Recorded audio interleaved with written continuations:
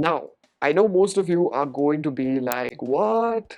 How is this even possible? How can something so simple like walking be important in burning fat? That's because most of you have heard it otherwise. But keep watching because by the end of it, you will be surprised too. Now, if you are one of those people who are starving themselves skinny and wondering why you are still not seeing results, well, I've got news for you. The fat loss secret you've been searching isn't hiding in some complicated workout routine or some gym membership or wrapped up in some very restrictive plan.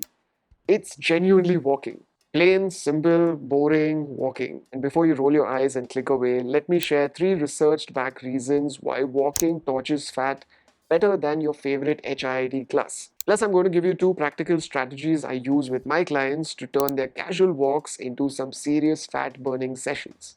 And this for sure isn't what you think, so do stay with me. First, let's talk about walking's image problem. Now, if fitness exercises were a corporate hierarchy, walking would be like the intern, while those deadlifts that you do, they are like the CEOs, which get all the respect and the attention from everyone. And the funny thing is that everyone's chasing the latest boutique fitness trend that you see on social media and you hear on the news and you hear everywhere. Meanwhile, when it comes to walking, it's sitting in the corner like, please do you remember me? I've been here the whole time. Well, it's like you trying to unlock a door by pushing it harder and harder every time when all you need to do is just turn that handle. And most people are doing everything that looks impressive when it comes to lifting heavy, eating perfectly, tracking every macro like a scientist, and they're pushing against that door harder and harder with all their might. But sometimes the simplest solution we're looking for is the one that's hiding in plain sight. Add walking to the mix, and suddenly that stubborn fat just starts melting away while people are doing twice the work and they stay exactly where they've started. And the easy exercise was doing all the work. But let me not say it, let science speak for itself. Now, here's fact number one: walking targets fat stores more efficiently than high intensity exercises. Now, this one I know completely flips the script on everything you've been told. Now, when you walk for 5 kilometers at a moderate pace, approximately 70% of your energy expenditure comes directly from fat oxidation. So, your body is literally using stored fat as its primary fuel source.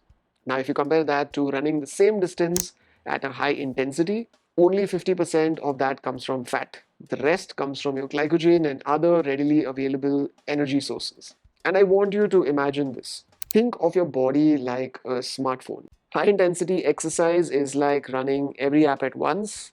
It drains the battery fast but uses whatever power is more accessible.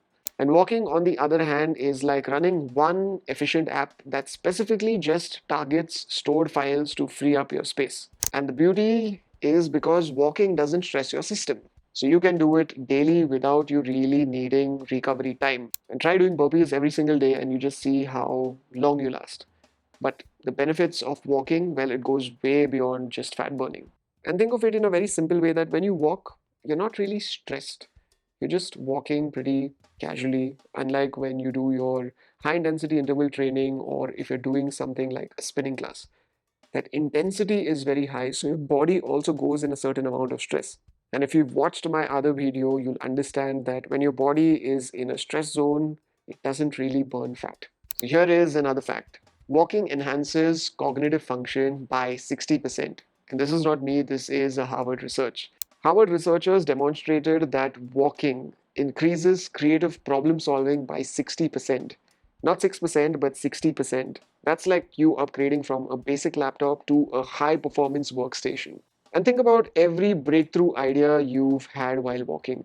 Every time you've solved a work problem during a stroll or you had a moment of clarity while moving, that's not coincidence. That is literally your brain functioning at an optimal level. Even brilliant minds like Steve Jobs built Apple on walking meetings. Mark Zuckerberg does the same. Well, these aren't just quirky habits, they are strategic brain optimization.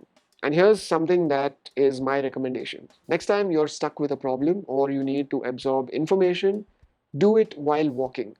Same time investment, but now you're upgrading your cognitive capacity while simultaneously burning fat. And here's where it gets even more interesting. Now let's address the elephant in the room, which is your post-workout hunger that most people feel and that sabotages everything. Now you know the pattern that when you finish an intense workout, you feel amazing, you feel like you've accomplished something for about 10 minutes, and then you end up raiding that kitchen like you're preparing for hibernation. That's ghrelin, which is your hunger hormone that's going into overdrive, essentially just screaming at your brain and telling it that, listen, emergency fuel is needed right now. But walking, on the other hand, it operates very differently. It's like you having a conversation with your metabolism instead of yelling at it. Walking burns calories while keeping your hunger hormones in check, allowing you to maintain that calorie deficit which you need for fat loss. It's pretty much the difference between a fire drill and a planned evacuation.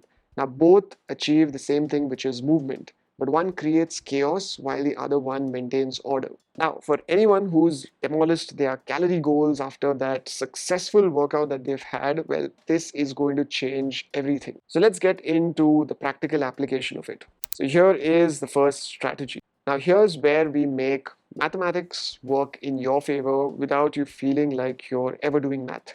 Let's say that your body requires 2,500 calories for daily maintenance. So you eat exactly 2,500 calories. Perfect. Balance, which is zero and zero change. Now, if you add a 60-minute walk burning approximately 250 calories roughly, you're still consuming the same 2,500 calories, but now you're operating at a 250 calorie deficit. Now, if you maintain this for 30 days, well, that is 7,500 calories, which equals to around 1 kilogram of fat loss. Now, that's 1 kilogram gone without you changing a single meal. And this is how I exactly helped my client lose around 8 kgs last year. Well, while still him enjoying his weekend social meals. Now, he didn't diet the weight off, he just walked it off systematically. But execution requires one crucial element. Time for some hard truth that fitness influencers won't really tell you. Now, the biggest obstacle between you and your goals isn't your genetics, your schedule, or maybe your circumstances. It's the gap between what you commit to and what you actually do. So you promise yourself you will walk every day or every evening, but did you walk yesterday? You committed to your morning walks before work, but did you wake up 30 minutes earlier, or did you hit the snooze button and you rationalized everything away? I call this the integrity protocol. Think of it like this. If you were managing an employee who has consistently promised to complete tasks but rarely ever has followed through or done it, would you trust him with important projects? And the brain operates the very same way with your commitments. This isn't a motivational speaking thing. This is a practical difference between people who you know around you that are achieving their goals and people who perpetually always keep restarting. Which leads us to the deeper framework. Now, if you have technical knowledge, well, it is worthless if you don't have the right mindset. So, here are four mental frameworks that determine long term success. And it starts with wisdom. Stop collecting fitness strategies like Pokemon cards. Every month brings a new breakthrough method promising you, like, those miracle results that you're going to get. Wisdom is recognizing that what will work for your lifestyle, what will work for you, and also sticking with it instead of you constantly just switching different approaches that are around through social media or anywhere you just see. Next is self control. Now, this is your internal quality control system. When your late night cravings hit you like a bullet train, self control is the voice that says, this craving will pass in 10 minutes. So give yourself some time. It's not about you never enjoying the food, it's about making very conscious choices instead of those impulsive reactions and impulsive decisions. The next you have is persistence, the unglamorous reality of change. Walking when it's raining, maintaining your routine when the scale doesn't literally move for like 2 weeks or even 3 weeks, showing up when motivation is nowhere to be found, not even close to you. This is where most people quit right before they see the breakthrough. Next is accountability, which is your personal quality assurance department. Being honest about your actual behavior versus your intended behavior. No external judgment, just internal accuracy. Now, when these four operate together, something profound happens. Fitness transforms from something you force yourself into to something you naturally are. And that's when the real transformation becomes inevitable. Now, here's what I want you to understand. Walking won't transform you overnight, especially if you're someone who's looking for those dramatic 2 week results. Well, this is not your solution.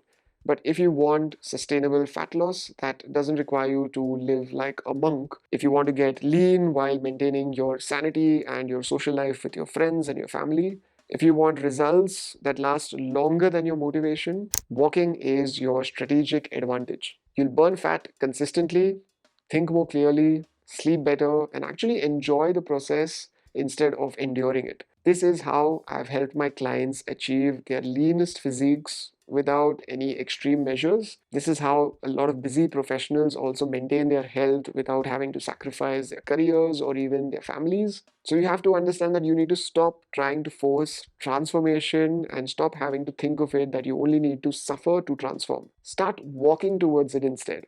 It's literally more sustainable than you know. So, as much as you strength train and you treat it like the king, understand that walking is like the queen. And like in chess, it is as powerful as the king, making transformation more sustainable and literally unstoppable. And if this video has shifted a perspective on something as simple as when it came to walking, well, do let me know that in the comments. And I'm generally also curious to know if you've ever done a step count. Well, what was your step record? Mine was a good 30,000 on one day where I just kept roaming the different streets of a city, and it was beautiful because I just kept looking around and just kept walking, and I didn't even realize I walked for 30,000 steps. And also, if you want more content that just focuses on long term health insights, well, do let me know. And I will see you in the next video. And until we meet again next, don't stress and be awesome. Rocher that.